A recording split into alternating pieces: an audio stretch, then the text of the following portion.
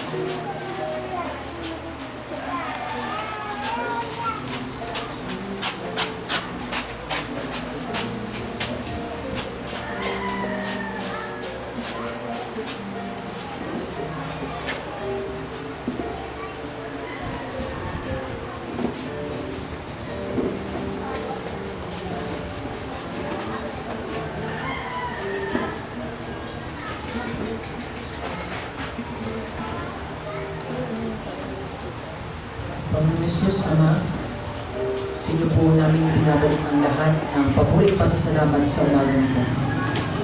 Una po, Panginoon, humihingi po kami ng tawad at habag, Panginoon, sa mga nagagawa po namin kasalanan. Panginoon, hindi po batid ng bawat isa kung anong may pinagdadaanan namin ngayon. Pero Panginoon, 100% sure, Lord, kayo po yung nakakalam kung ano yung mga bagay, Panginoon, na dalahin namin ngayon, yung mga bagay, Panginoon, na nakakasakit sa amin, sa anumang aspeto to, Panginoon. Alam niyo, Panginoon, ito. Kaya Lord, this morning, kayo po ang patuloy na magtama sa aming mga puso, sa aming mga isipan. Bigyan niyo po kami, Panginoon, ng pusong marunong magpatawad at isipang, Panginoon, na talino upang makapagbigay paglilingkuran, Panginoon, para sa inyo. Panginoon, sa umagang ito, huwag po namin isipin kung ano yung mga dalahin namin sa umagang ito. Ang isipin namin, Panginoon, ay kayo. I-encourage po namin ang bawat isa para sa inyo, Panginoon. Dahil, Panginoon, kayo ang tunay na Diyos at may magagawa sa aming mga buhay. Salamat, Panginoon, sa kaligtasan. Salamat, Panginoon, dahil kami, Panginoon, iniligtas niyo at ginawa niyo kami mga anak niyo. Maraming salamat sa umagang ito, sa panibagong pribilehiyo, Panginoon, na kayo ay mapaglingkuran, maawitan, at mapurihan, Panginoon, sa Espiritu at katotohanan. Kaya, Panginoon, bigyan niyo po ng comfort, ng peace of mind, ng kapahingahan ng inyong mga anak na narito ngayon. Itama niyo po ang aming mga puso at bigyan niyo po kami ng kaligayahan, kaligayahang makalangit, Panginoon. Ito po ang aming dalangin sa pangalan ng Panginoong Jesus. Amen. Amen.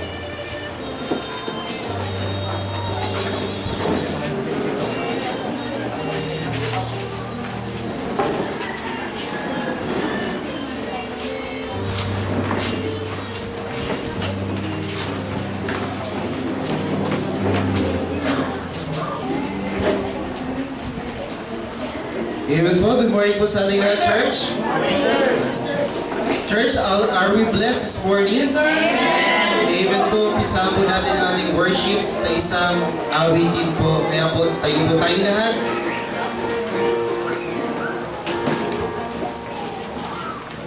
Bago po tayo mawit, batiin po na natin ating mga katabi na po isang Happy Lord's Day po.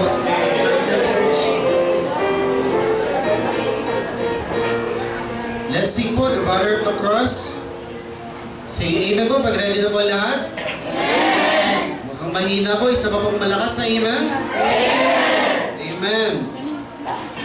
The Banner of the Cross, on the first verse.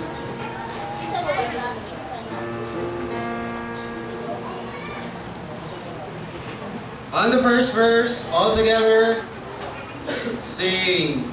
There's a royal banner given for display to the soldiers of the King. As an ensign fair we lift it up today, while as ransom once we sing. Marching on, for Christ count everything but loss, and to crown Him King.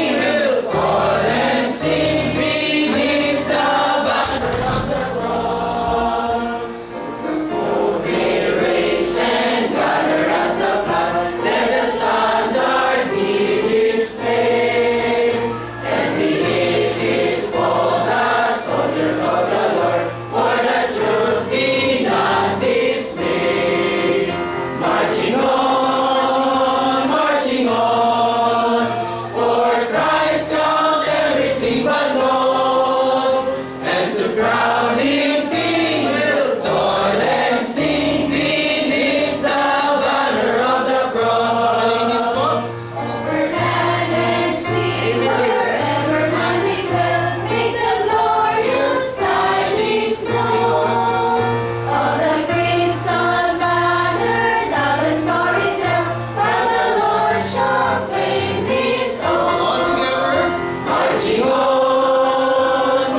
on, for Christ out everything but lost, and to crown him king will toil and sing beneath the banner of the cross. When the glory doth is growing very near, it is hasting day by day. Then before our King the foe shall disappear, and across the world shall sway. Marching on,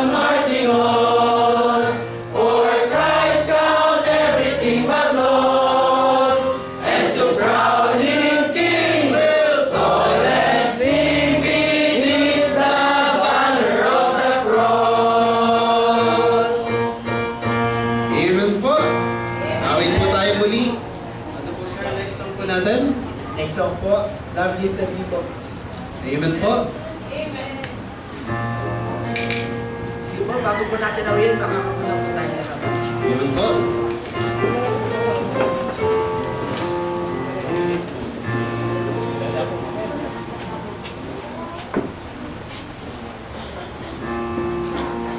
Love lifted me on the first verse.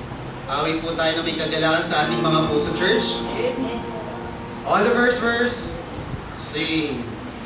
I was sinking deep in sin, far from the peaceful shore, very deeply stained within, sinking to rise no more. But the master of the sea heard my despairing cry. From the waters lifted me, now take am I. Love lifted me, love lifted me. When I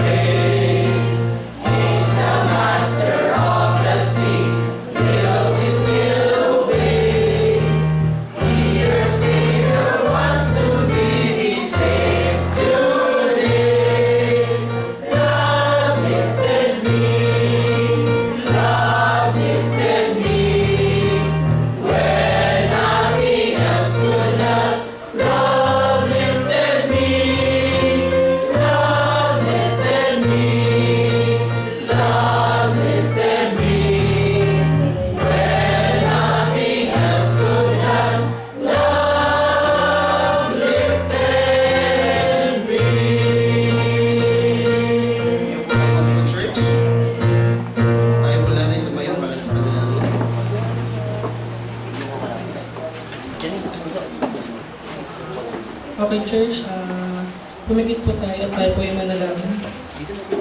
Ama namin Diyos na mga pangyarihan sa lahat. Sa umaga po ito, kami po ay humihingi ng kapatawaran sa aming mga nagawang kasalanan. Humingi po kami ng kapatawaran sa mga gawain hindi naaayon sa mga salita mo, Panginoon. Lord, humihingi po kami ng kapatawaran sa mga nasasabi namin hindi maganda sa aming kapwa. Sa mga hindi pagsunod sa dapat na inuutos mo, Panginoon. Panginoon, sa umaga po ito, hinihiling po namin ang aming pananambahan. Bigyan niyo po kami ng kalinawan ng isip. Bigyan niyo po kami ng kalinisan ng kaluluwa. Panginoon, nawa po ang bawat isa dito ay tumingo sa kanilang mga isipan ng mga salita niyo, Panginoon. May apply namin sa aming mga buhay ang mga salitang galing sa inyo, Panginoon. Lord, Panginoon, sa umaga rin po ito, dinadalangin namin ang aming mga kapatid na papunta pa lamang sa simbahan ito. Gabayan niyo po sila, bigyan niyo po sila ng guidance para makalating na ligtas dito. At sa pamilyang naiwan namin sa aming mga tahanan, patnubayan niyo po sila, Panginoon. Lord, dinadalangan din po namin ang aming pastor. Lord, salamat po sa bagong buhay, bagong taon na ibinigay niyo sa kanya, Panginoon. Lord, salamat sa bagong taon na ibinigay niyo sa kanya para makapagbahagi ng mga salita mo, Panginoon. At Lord, hinihiling po namin na sana lahat po ng salita niyo ay aming may apply sa aming buhay. Lahat po ng ito ay aming dinadalangin sa matamis na pangalan ng aming Panginoon na si Jesu Cristo. Amen.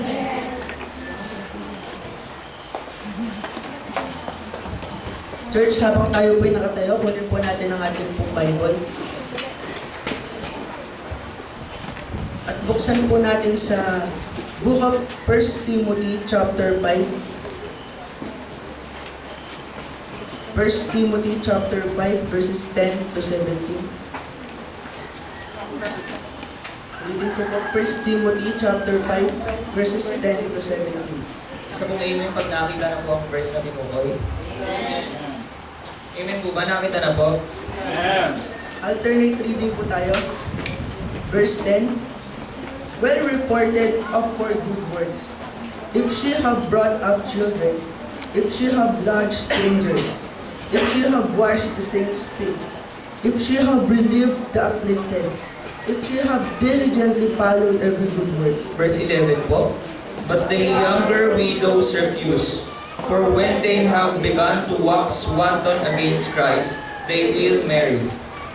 Having damnation, because they have cast up their first faith. Verse 13 po. And without, they learn to be idle, wandering about from house to house, and not only idle, but tattlers also and busybodies, speaking things which they ought not. I will therefore that the younger women marry their children, guide the house, give none occasion to the adversary to speak reproachfully. Verse 15. For some are already turned aside from Verse 16. If any man or woman that believeth have widows, let them relieve them. And let not the church be church, that it may relieve them that are widows in them. Sabay-sabay po tayo sa verse 17. Let the elders that rule well be counted worthy of double honor, especially they who labor in the word and doctrine. To God be the glory. Maraming salamat po. Makakaupo na po tayong lahat. Mawin po muli tayo sa Panginoon. Let us sing Dwelling in Beulah Land. Sing on! Awitin po natin ang nasa puso po. Church, handa na po kayo umawit? Far away the noise of strife. On the first verse, sing. Far